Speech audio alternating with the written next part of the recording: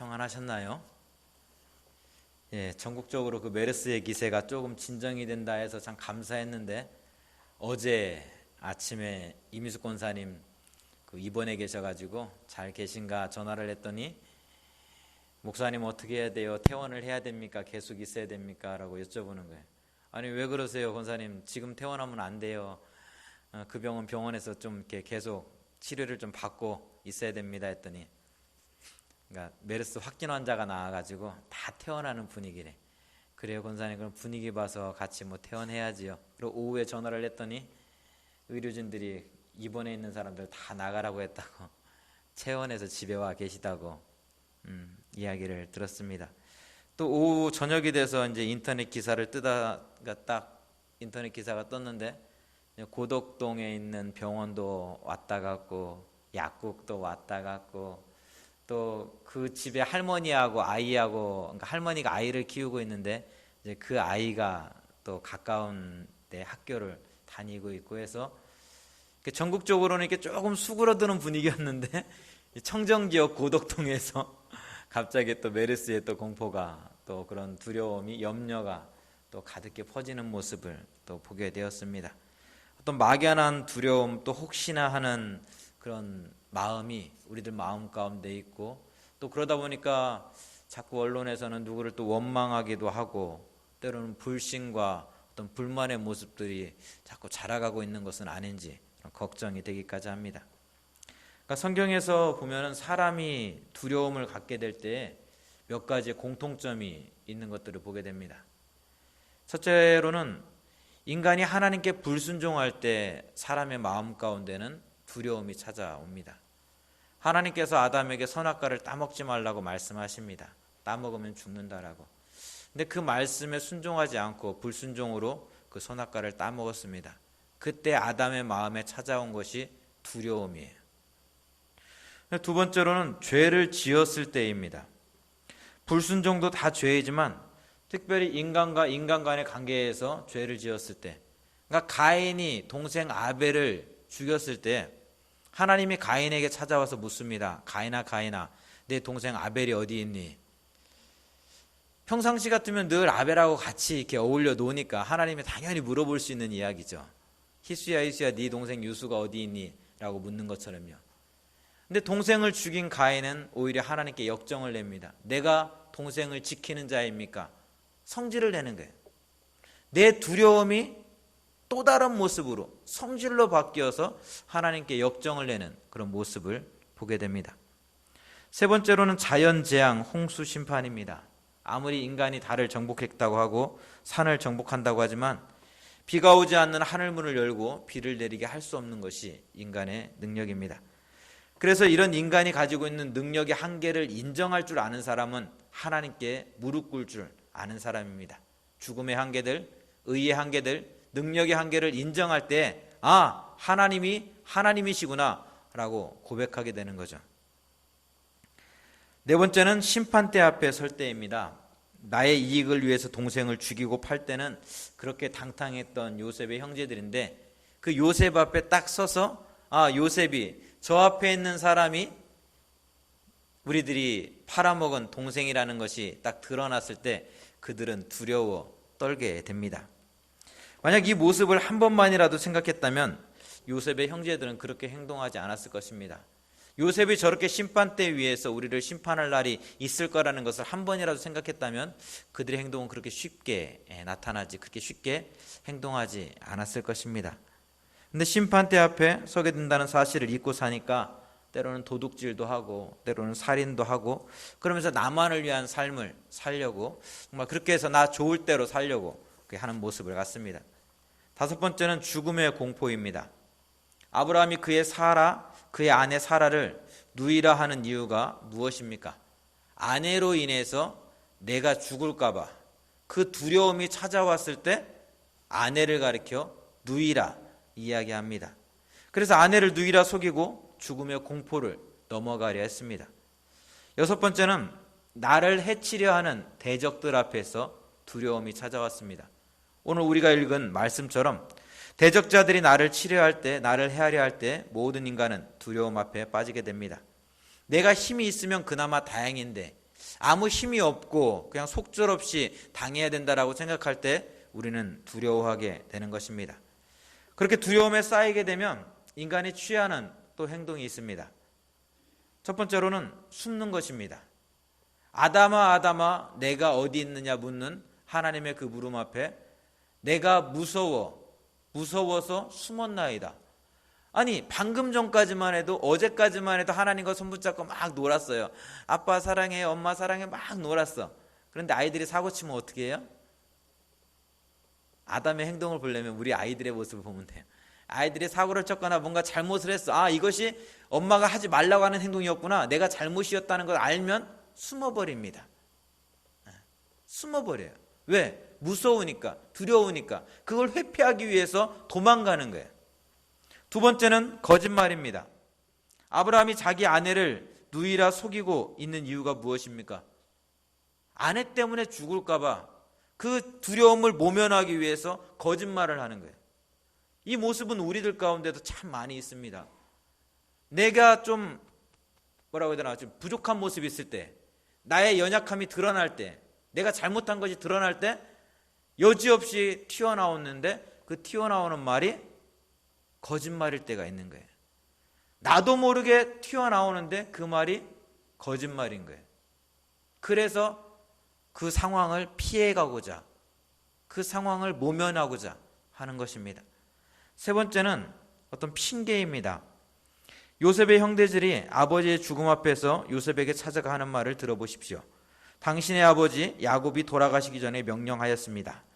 내 형들이 내게 악을 행하였을지라도 그들의 죄와 허물을 용서하라고 했습니다.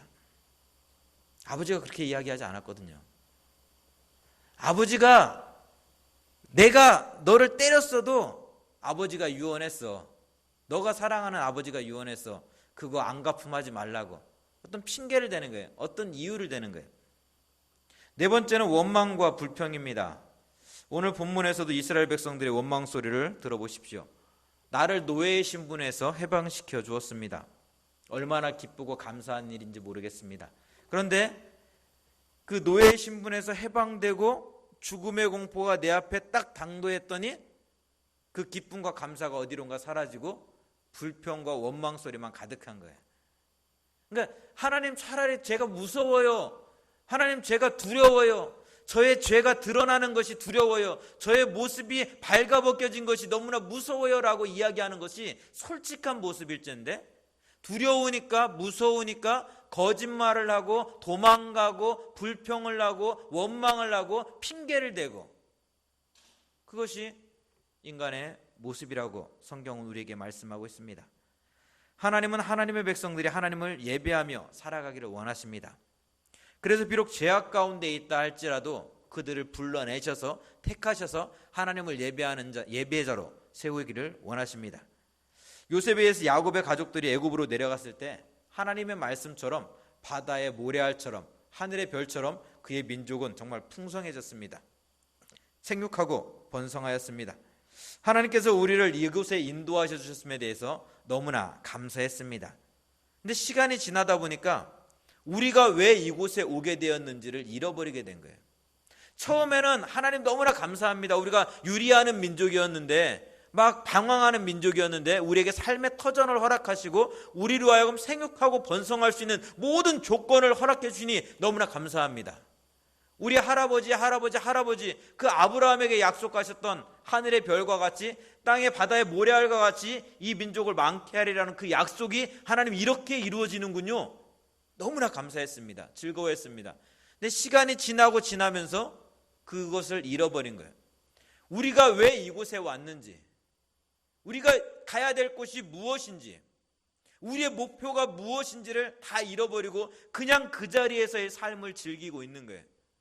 먹고 마시고 즐기고.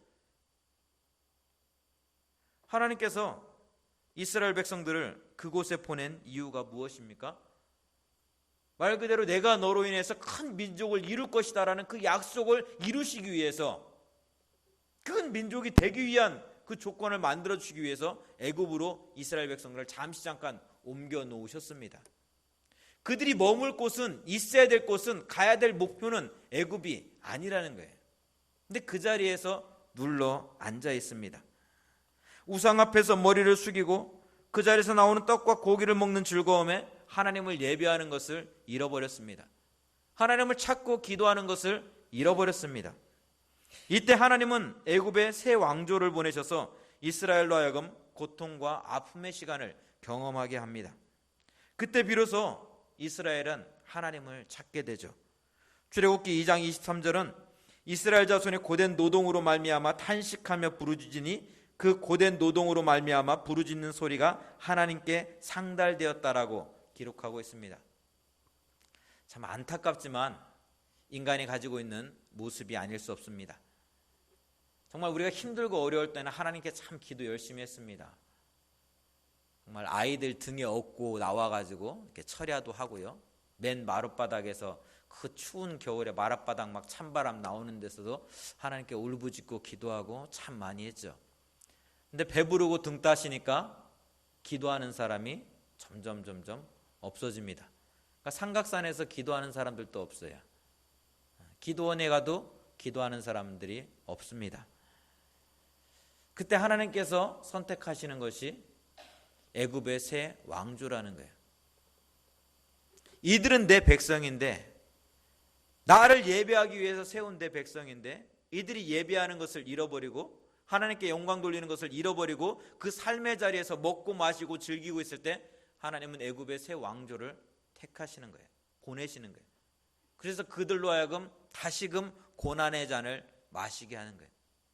그때 이스라엘은 내가 찾아야 될 분이 하나님이구나, 내가 붙잡아야 될 분이 하나님이구나, 내가 섬겨야 될 분이 하나님이구나 고백하지 않을 수 없는 것입니다.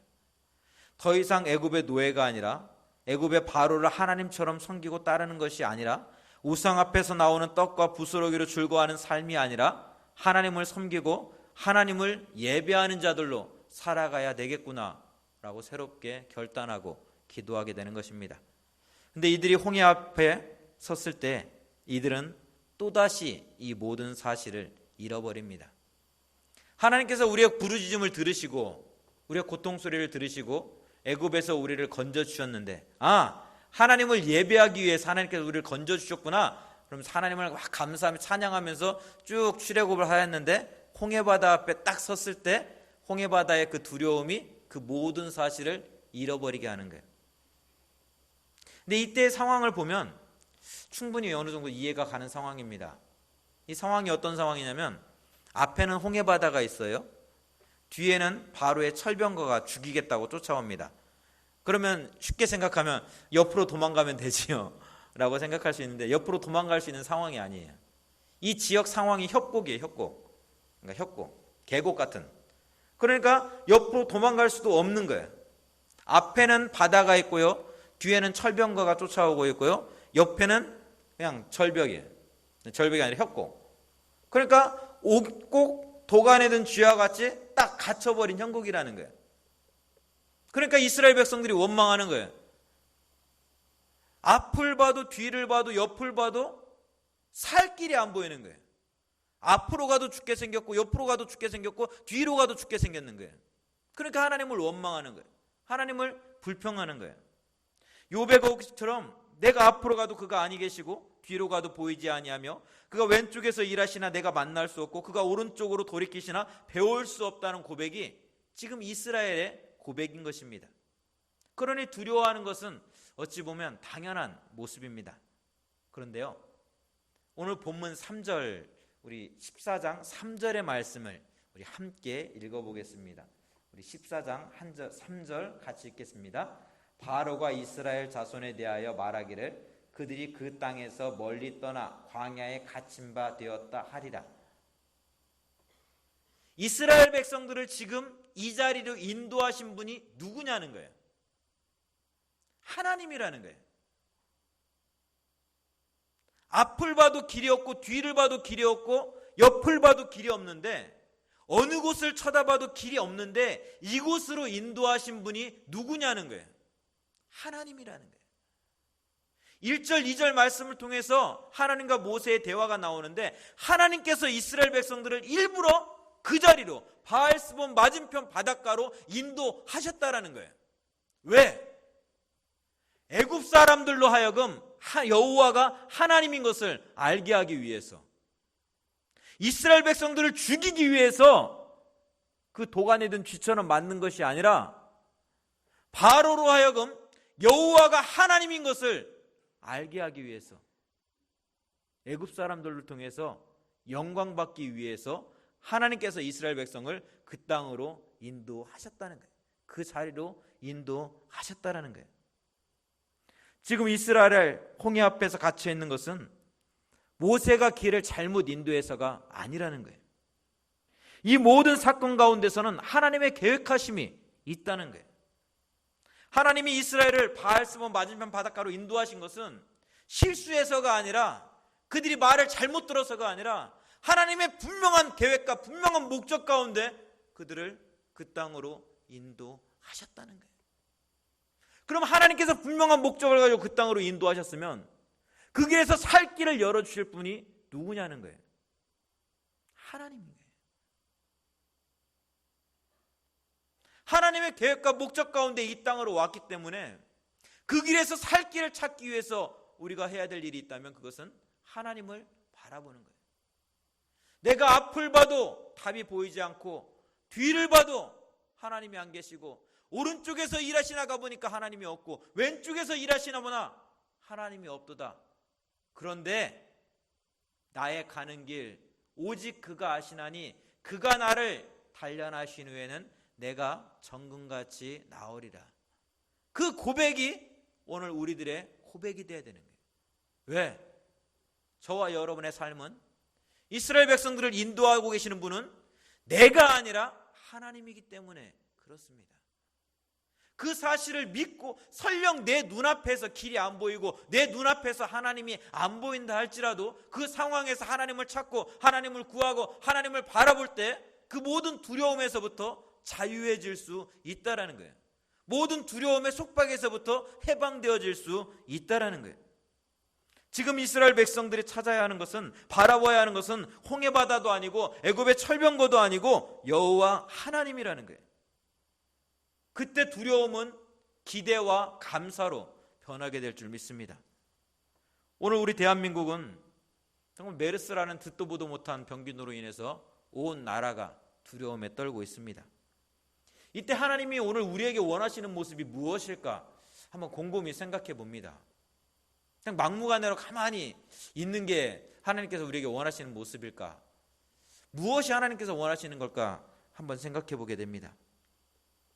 메르스가 아니었다면, 정말 중동 호흡기 증후군이 아니었다면 이 땅 대한민국이, 한국교회가 중동 땅을 생각해 보았을까? 중동 땅을 바라보았을까? 생각을 갖게 됩니다.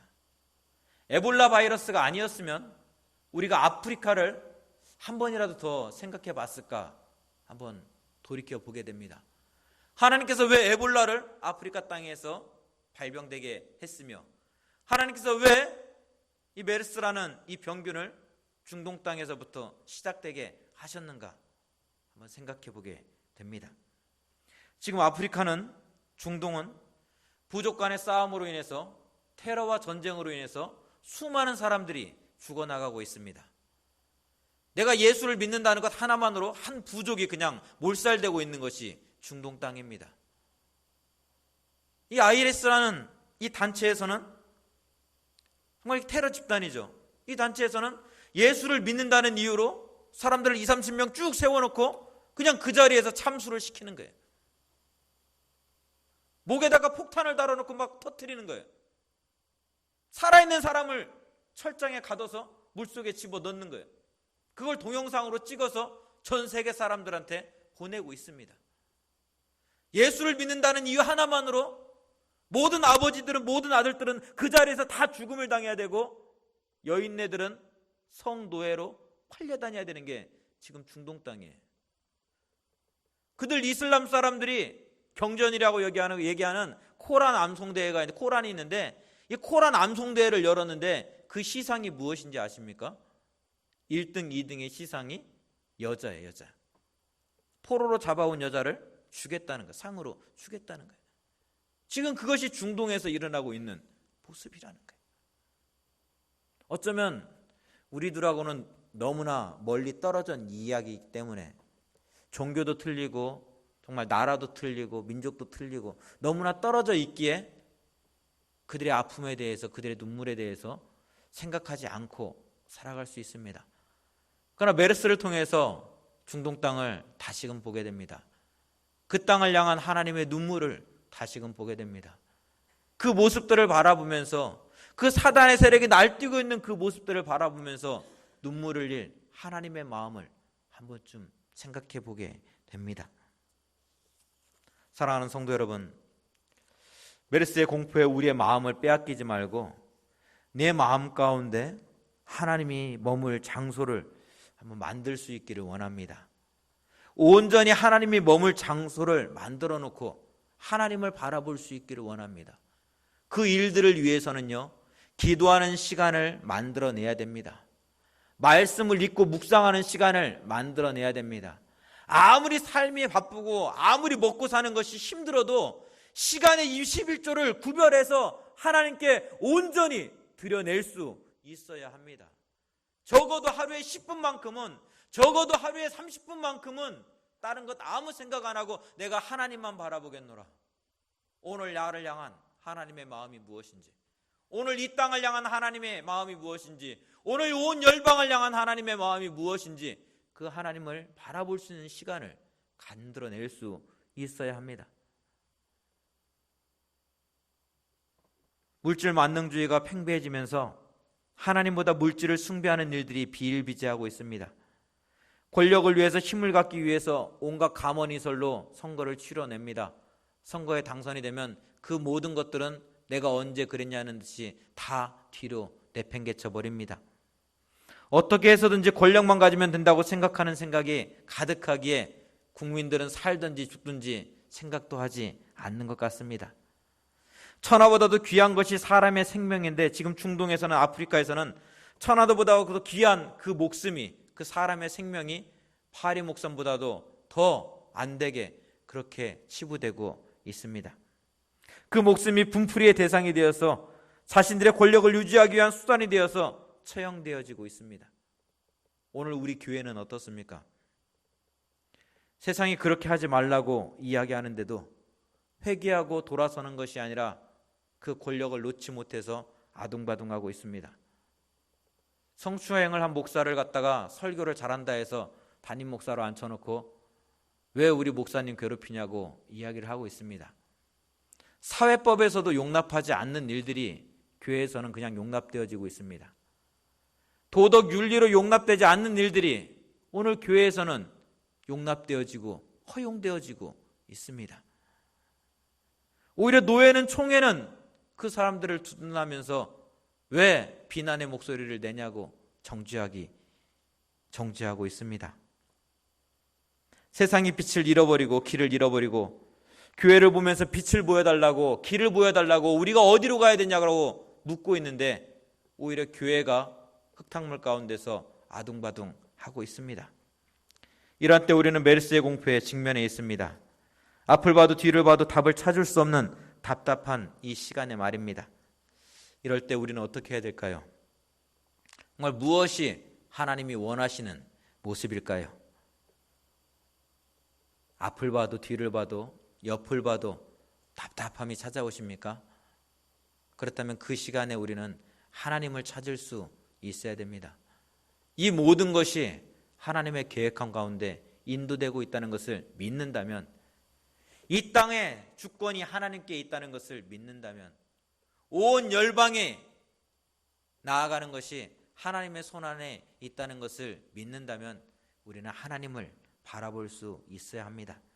너희는 두려워하지 말고 가만히 서서 여호와께서 오늘 너희를 위해 행하시는 구원을 보라 말씀에 귀를 기울일 수 있어야 됩니다. 2007년도 12월 7일 태안 앞바다에서 머물고 있던 허베이 스트리트 그 원유 유조선이죠. 그 유조선이 삼성의 1호 크레인에 받치면서 배 안에 있던 12,547km의 원유를 태안 앞바다에 이렇게 쏟아놓게 됩니다. 유출되게 됩니다. 그때까지만 해도 태안은 하늘 아래서 이렇게 편안한 동네가 없었다라는 그런 이름을 가지고 있는 어떤 동네가 태안이었습니다. 어떠한 자연재해도 한 번도 없었고요. 논도 간척지라 논도 많고 밭도 많고 또 바로 30분 1시간만 나가면 바다인지라 어족자원이 풍성해서 정말 큰 부자는 없어도 먹고 사는 거 걱정 안 하던 동네가 태안 땅에, 길 가던 할머니들 주머니에도 10만 원, 20만 원이 다 있다라고 할 정도로 참 넉넉히 살던 동네가 태안 땅입니다. 밭작물을 1년에 3번씩 내는데, 열무를 3번씩 내는데 3번 중에 한 번만 맞으면 수지 맞는데요. 그러니까 2번 망해도 돼. 한 번 잘 되면 되는 거예요. 배 타고 나가서 쭈꾸미 꽃게를 잡아내는데 한 번만 잘 걸리면 건물 하나를 세워버리는 거예요. 그러니까 참 풍성했던 동네예요. 먹을 게 정말 많은 동네예요. 그러다 보니까 자연스럽게 사람들이 교만해져요. 자연스럽게 사치가 막 커지는 거예요. 명동에서 팔리는 그 비싼 그 옷들이 태안 시내에 버젓이 걸려 있어요. 없어서 못 팔아요. 그랬던 동네가 태안 땅입니다. 그렇게 사람 살기 좋았던 그 태안 땅이 말리포에서부터 신두리까지 온 바다가 기름으로 뒤덮여 버렸습니다. 말리포 앞바다에서 기름이 유출되었는데 태안 시내까지 그 기름 냄새가 풍겨오는 거예요. 그래서 막 머리가 아파요. 모든 사람들은 포기를 해버렸습니다. 이 땅이 회복되려면 적어도 10년, 100년은 있어야 된다라고 이야기를 했습니다. 완전히 복구되려면 100년 이상이 걸릴지도 모른다라고 사람들은 이야기했습니다. 대통령이 내려와서 해양경찰서장을 딱 세워놓고 이야기합니다. 복구할 대책이 있습니까? 그러자 이 경찰청장도 깝깝한 거야. 너무나 많은 기름이 유출되었기에 이러쿵저러쿵 해서 힘듭니다. 복구할 수 있습니까? 막아낼 수 있습니까? 이래저래서 힘듭니다. 그래 대통령이 또 이야기하죠. 지금 당신이 이야기해야 되는 것은 이런저런 저런 이야기가 아니라 막아낼 수 있습니다. 막아내겠습니다라는 대답이라고. 그러자 해양경찰청장이 막아내겠습니다. 어떠한 수단과 방법을 가리지 않고 막아내겠습니다. 라고 이야기합니다. 그때부터 이제 수많은 자원봉사자들이 와서 그 기름을 청소하는데요. 말리포 앞바다에 여러분 쓰레바지 갖고 가서 기름을 떠내고 있다고 생각해 보십시오. 말리포 앞바다에 쓰레바지를 가지고 그 바닷물에서 기름을 떠내고 있어요. 말리포의 모래를 다 걷어내고 있어요. 신두리 백사장, 이쪽에서 저쪽 끝이 정말 아른아른거리는 정말로 긴 백사장이에요. 동양의 하와이라고 하는 그런 백사장이에요. 그 백사장을 다 쓰레바지로 다 떠내고 있습니다. 떠내면서도 이게 뭐 하는 일인가? 이게 정말 가능한 일인가? 이게 정말 우리가 정말 제대로 하는 일인가? 수많은 생각들이 들어오는 거예요. 12월 7일 날 그 일이 있고 나서 12월 8일부터 신두리 앞바다로 출근을 했습니다. 그때 이제 그 부교역자가 2명 있었는데 하루에 1명씩 돌아가면서 출근을 하는 거예요. 왜 출근을 했냐? 자원봉사자로 오는 사람들 컵라면 끓여주려고. 겨울이었거든요. 컵라면 끓여주고 차 끓여주려고 하루도 안 빠지고 계속 가는 거예요. 근데 놀라운 것은 100만 명이 넘는 한 130만 명 이상의 자원봉사자들이 수도 없이 태안으로 밀려오는 거예요. 수도 없이.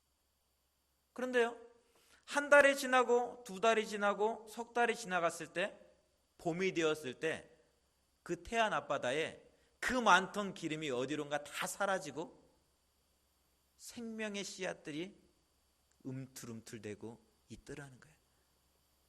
전 세계가 할 수 없다라고 이야기했습니다. 전 세계가 이건 불가능하다라고 이야기를 했습니다. 근데 그것을 우리 국민들이 해내고 있더라는 거예요. 모든 교회마다 수련회를 오는데 봉사 수련회를 오는 거예요. 와갖고 하는 일이 걸레 들고 와갖고 바닷가에 그 앉아서 돌멩이 걸레로 닦는 거예요. 생각을 해보세요. 바닷가 가서 돌멩이 닦으라고 하면 여기서 닦을 사람 누가 있는가? 없어요. 근데 바닷가 와서 돌멩이를 하루 종일 닦아도 돌멩이 4개, 5개 닦고 가는 거예요. 이만한 돌멩이. 기름이 닦이나요? 안 닦여? 그렇게 3시간, 4시간 마스크 쓰고 장화 신고 와서 돌멩이 닦고 그냥 가는 거예요. 또 다른 사람이 와서 또 닦고, 또 다른 사람이 또 닦고, 또 다른 사람이 와서 또 닦고, 말도 안 되는 일 같았는데 그렇게 닦다 보니까 그 바위가 깨끗해지더라는 거예요. 근데 제가 여기서 드리고 싶은 말은 그 130만 명, 그 100만 명이 넘는 자원봉사자들 가운데서 한국교회가 얼마나 많은 자원봉사자들이 왔는지 아냐는 거예요. 큰 교회들 중심으로 만들어진 서해안 살리기 한국교회 봉사단에서 20만 명 가까운 사람들이 찾아왔습니다. 서울의 큰 교회들 중심으로, 그러니까 여의도 순복음교회, 사랑의 교회, 명성교회, 이렇게 그런 큰 교회들. 근데 작은 교회들, 여기에 가입되지 않은 교회들 수없이 많이 찾아왔어요. 단체로 찾아왔어요. 노회에서 찾아오고, 총회에서 찾아오고, 교회 수련회로 찾아오고, 어림잡아 반 이상은 교회에서 찾아온 사람들이에요. 컵라면을 끓여주면서, 차를 끓여주면서 맨날 인사하는 게 어느 교회에서 왔어요? 어느 교회에서 왔어요? 어느 교회에서? 이 나라 이민족이 길을 잃어버렸을 때, 희망을 잃어버렸을 때, 그렇게 한국교회는 이 나라 이민족 가운데 빛이 되어 왔습니다. 그렇게 이 나라 이민족 가운데 길을 보여주며 달려왔습니다. 빛도 없이 이름도 없이 그렇게 수고하고 헌신하면서 이 나라 이민족을 위해서 달려왔습니다. 사랑하는 성도 여러분, 하늘을 바라보십시오. 지금 우리 교회가 해야 될 일이 있으면 하나님을 찾는 일입니다. 하나님의 마음으로 이 땅을 바라보십시오. 하나님의 마음으로 중동을, 아프리카를 바라보십시오. 그들 모두 우리가 기도하고 품어야 될 하나님의 사람들입니다. 그렇게 하나님의 하나님됨을 선포되어지는 모습을 바라볼 수 있는 우리 대항의 모든 가족들이 되기를 원합니다. 하나님을 무시하고 정말 교회를 욕하던 자들이 그들을 통해서 하나님의 영광이 드러나는 모습들을, 애굽의 백성들을 통해서 하나님의 영광이 드러나기를 원하셔서 이스라엘 백성들을 홍해바다 앞으로 인도하셨던 것처럼 교회를 향해서 손가락질하고 욕하는 그들을 통해서 하나님의 영광이 드러날 것을 기대하며 하나님을 바라보며 기도할 수 있기를 원합니다. 그것이 오늘 우리가 사는 길이요, 그것이 우리가 감당해야 될 일인 줄 믿습니다. 이 시간 우리 함께 기도하는 시간을 갖기를 원합니다. 기도할 때 하나님, 정말 메르스의 공포가 이 하나님을 바라보는 시간이 되게 해달라고, 오히려 이 두려움의 시간이 하나님을 만나는 시간 되게 해달라고, 하나님을 붙잡는 시간 되게 해달라고, 하나님 앞에서 온 교회가 회개하며 돌이키는 시간 되게 해달라고 기도하기 원합니다. 하나님의 하나님됨이 선포되어지고 교회가 빛으로 서는 시간 되게 해달라고 함께 기도하기 원합니다. 중동 땅에, 아프리카의 전쟁과 죽음의 잔치가 끝나고 하나님의 샬롬의 역사가 이루어지게 해달라고, 우리 중동 땅을 위해서, 아프리카를 위해서, 우리 북녘 땅을 위해서 함께 기도하기 원합니다. 품고 있는 태신자들을 위해서, 또 출타 중에 목사님을 위해서 우리 같이 기도하겠습니다. 우리 함께 기도합니다. 고맙고 감사합니다.